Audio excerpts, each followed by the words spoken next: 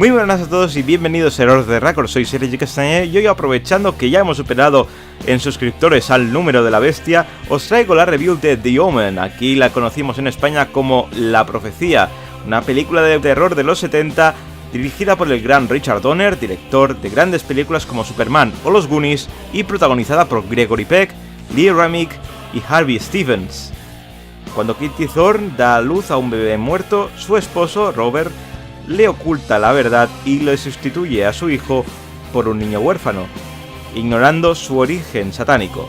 El horror empezará cuando al quinto cumpleaños de Damien, inesperadamente su niñera se suicide, desatando una serie de desdichas relacionadas con el maligno.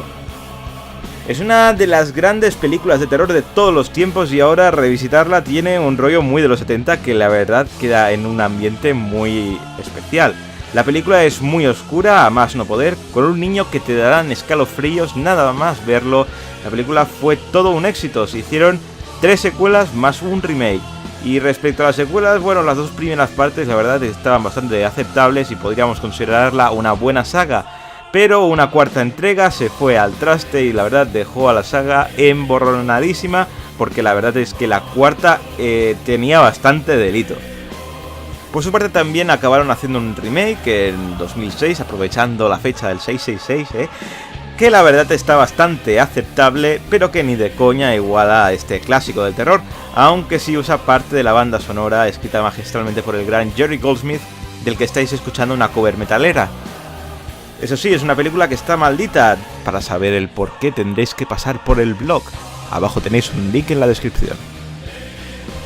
Y vamos con las valoraciones. En IMDb ha conseguido un 7,6, en Metacritic ha conseguido un 62 sobre 100 y en Error de Record le vamos a poner un 9 porque es un clásico de los grandes. Personalmente me gusta muchísimo, creo que además poco o nada se le puede pedir a esta película, sobre todo con esa gran escena de la decapitación, que es de las más impactantes y que a día de hoy sigue siendo de lo mejorcito que se ha rodado. Recordad que las valoraciones son personales y que si tenéis la vuestra podéis dejarla aquí abajo en la caja de comentarios. Y nada más por hoy, suscribiros y dadle al like que ayuda mucho a subir contenido a este canal. Y nos vemos en el próximo vídeo con mucho más cine.